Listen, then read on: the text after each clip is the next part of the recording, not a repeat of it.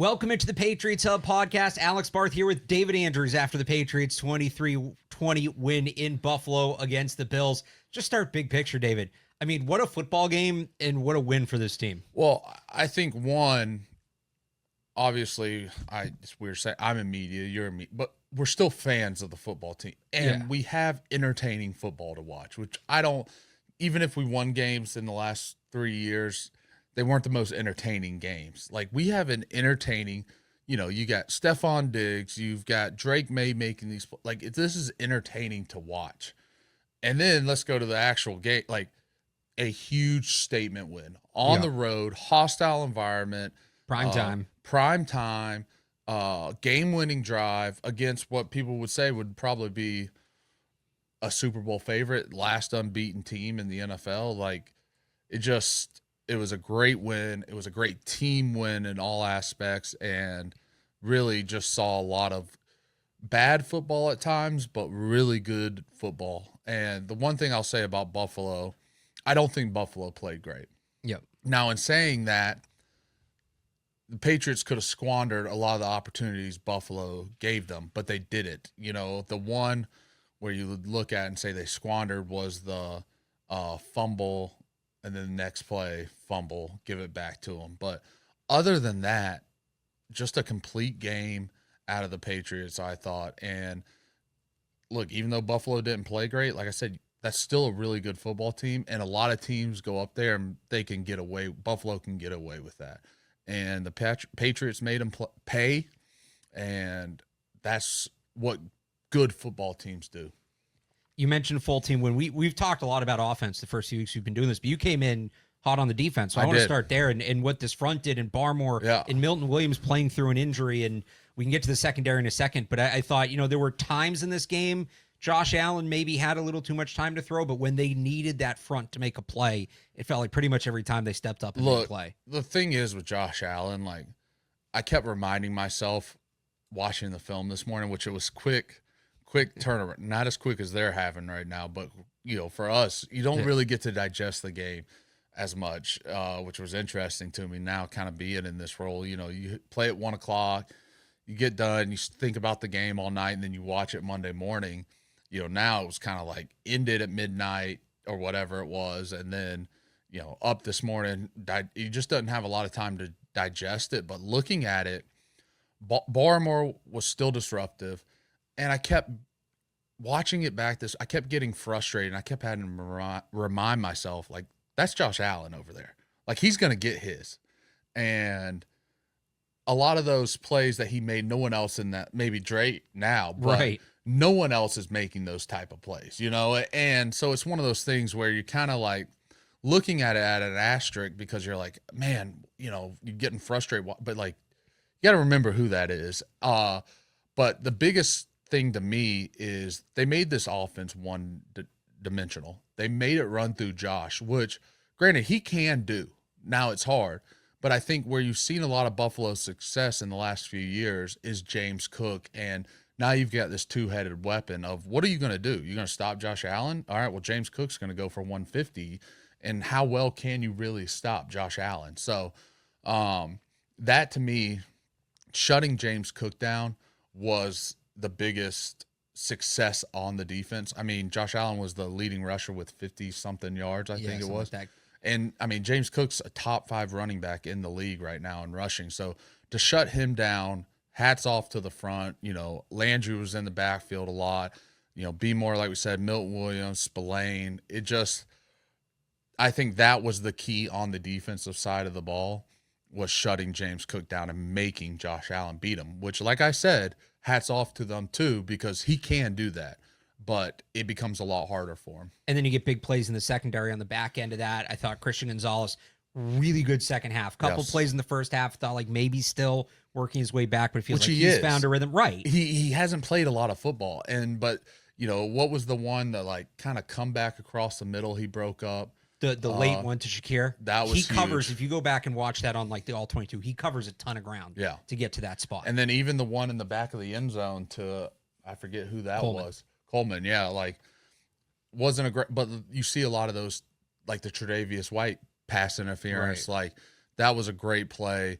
And then Marcus Jones, I said the big pass breakup on Coleman. Coleman towers over Marcus Jones. Like, Marcus Jones isn't a big person, and to go up and break that pass up, I thought was an amazing play by Marcus. And then obviously the interception, that sequence from the interception to the touchdown drive, to me was the game-changing moment for the Patriots. And let's get into that drive. 11 plays, 90 yards. I mean, that thing was a beast. And there's some big plays.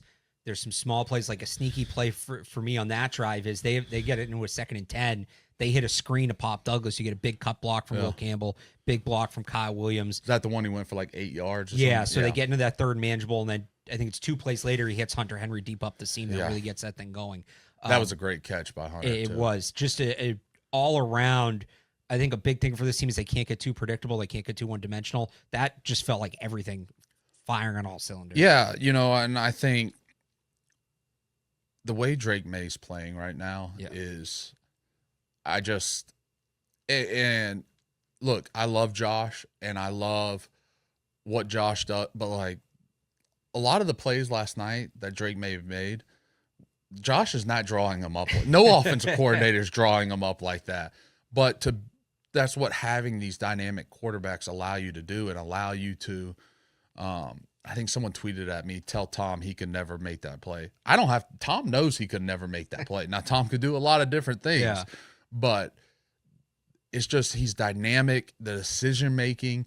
I even thought the end of half, the little pass to Hunter, I think he got rid of it fast, knowing if it was incomplete, they would have time to kick the field goal.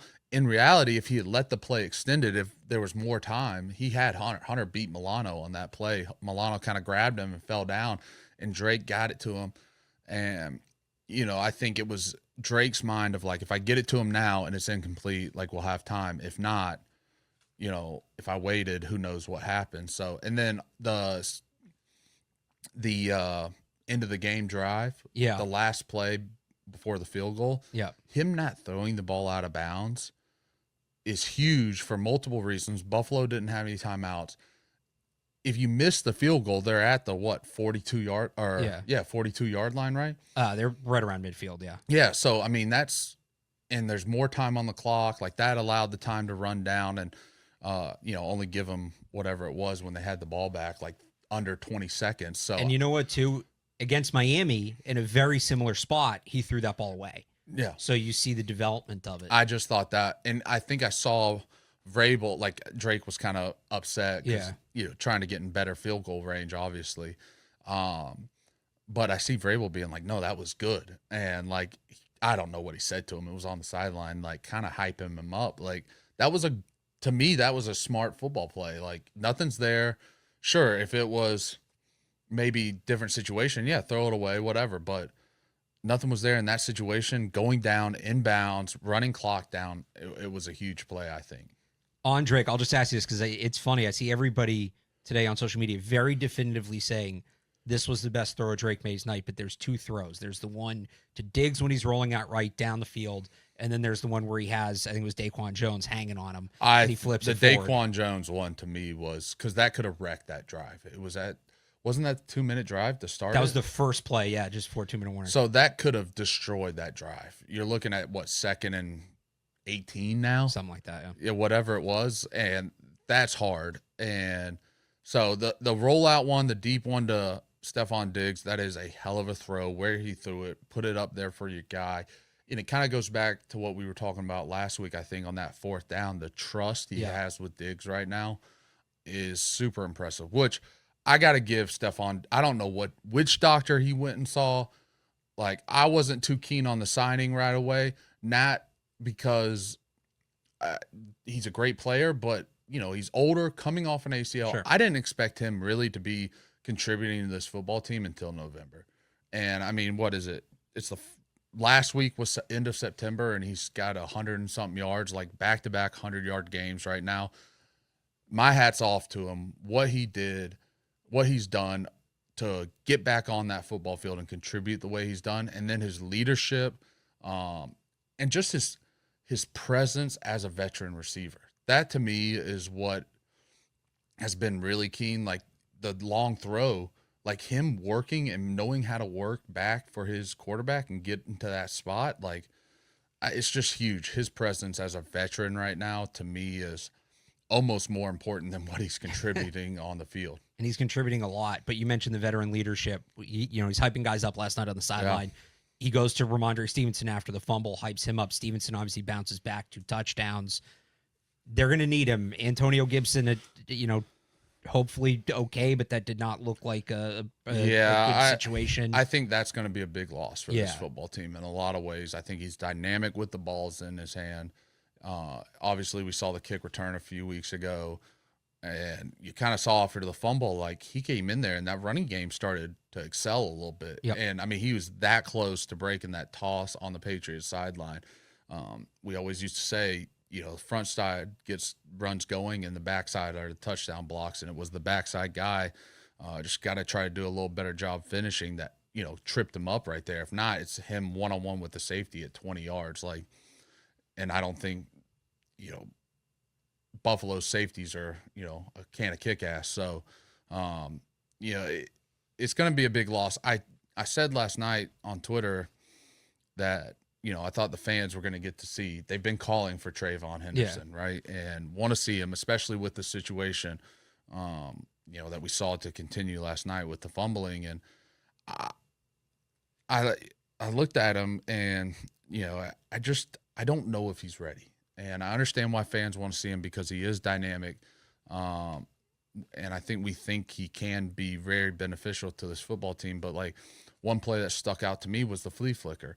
You always have to know on the flea flicker that those linebackers are going to add on, right? Because you're not really a threat. You're not doing a flea flicker to throw it on a check down, right? To the back. And now, granted, on normal plays, like the back out of the backfield's a huge part of the passing game because he's a check down. And, he kind of gets up there, does the flea flicker, and just kind of like stares at Drake, and his linebacker, adds on. It's like, dude, you got to get around and get ready to block. Like and that kind of flushed the play, blew it up. So, it just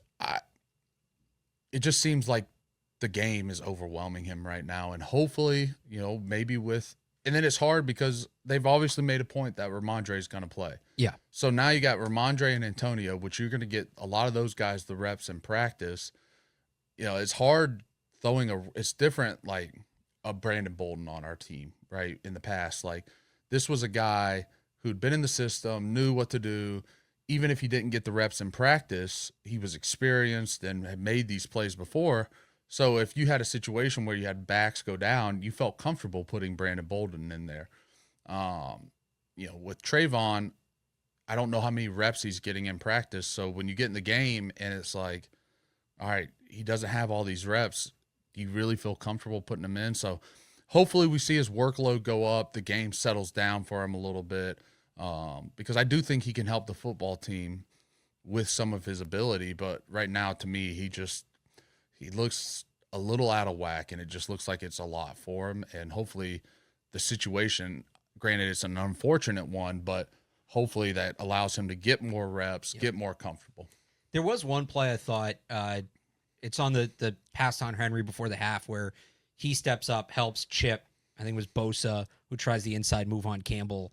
So that was a play, he wasn't making against Miami. I think maybe a step forward. Yeah. But that was, speaking of that play, I mean, really the only time I saw Campbell leave it, and he recovers well and off the chip, and he takes Bosa out of the play. But really good game for him, I thought. Really good game for this line. But for him, when they faced Max Crosby, when they faced TJ Watt, those guys are on the other side. They had Bosa up against Campbell. I thought he rose to the occasion and then some. No, I think the strength of that Buffalo's defense is their box, and that includes Taron Johnson, their star. I think he's a great player. He does a lot for them in the pass and run game. And I really thought the Patriots O-line played well. I thought there was a few plays where I'm looking at Drake and, to be ticky-tacky, where there was one, there's a little pressure, and it wasn't like a free runner, but he had Booty on the sideline. He'd just step up, settle, hit him, and there were sometimes I think the rush got to him a little bit, and that's being so nitpicky of him right now, and because he was dominant all night, but And then Will Campbell had a holding penalty that I thought was that was ticky-tack. I mean, there were a lot of ticky-tack penalties. Yeah, I thought the one on Schooler was kind of, Schooler's a smart football player. He's a really good football player. And he didn't maliciously hit the guy. It just, it is what it is. To me, the two worst penalties and situations of the game was after we went and scored on the interception, you give Buffalo 30 yards with the rough in the passer. Yep. And then the Harold Landry, in the backfield, stopping them for a loss of like 4 or 5. Great tackle. And, it did look like James Cook was trying to lateral it to Josh Allen. And I will give, I believe that one was Farmer. Yeah. I will give him the whistle was super late, but like Harold was like, Landry was almost celebrating. Right. It was obviously down and that's one of the ones like, okay, maybe if you touch him, just to make sure, like, all right, he's down, the play's over, but you don't need to tee off on him. So that one was a frustrating drive to, penalty wise, but offensively to have no procedural penalties really in a game like that in the atmosphere, hats off to them. Really good effort all around from the Patriots as they pick up the win. And you saw they're feeling good, like celebrating in the locker room and all that. They should. And they should. But now moving forward, you get a Saints team. Yeah. Right? So you kind of flip it. You had a Patriots team that picked up a big win, faced a team coming off a close win and a better team. And now you have the Saints coming off their first win of the year. They're going to get a Patriots team riding high. Dare I say it, is this a little bit of a trap game? And how do you avoid falling into that? I mean, look, it was an emotional win. I think I was talking to Zoe walking in, like they said they got back at 4:30 a.m. So like you're not getting home till 5-ish. Probably got a victory Monday today. I do think they did, yeah. Yeah, probably will. They'll probably have to go in and lift and watch the film by themselves. But, hopefully they get some time to recover. Look, short week in that sense, not a true short week, but tough week on the road, emotional win, and then you're back on the road again. So, this is hopefully we see some maturity out of the team, right? I think they've been improving each week. That's kind of even after the Steelers lost, like I thought they looked better, but a lot of it was them and wasn't necessarily the Steelers. And I feel like they've been improving each week, and you got to do that each week. That it comes into that competitive stamina you hear people talk about each week in the NFL. Like you do go out there and lay an egg, anyone will beat you. And so we'll see some of the maturity of the team, how they respond.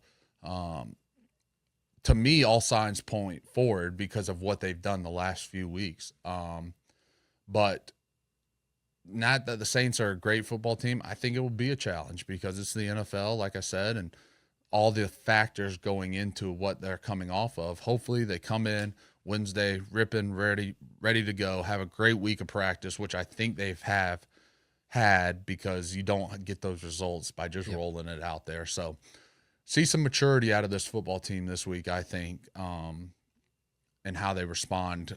Are they flat on Sunday? Do they look, oh, we got it, we beat Buffalo? Or do they come out there and try to kick their ass? And hopefully that's what we see on Sunday. He is David Andrews. You can catch him on Zolak and Bertrand on Patriots pregame. For more of this show, myself and Andrews, we also have the podcast with Matt Dolph. You can check out Patriots Hub Podcast, wherever you get your podcasts, and Sports Hub YouTube page. David, thanks as always. Thanks, man. Fun one to talk about. Oh, yeah.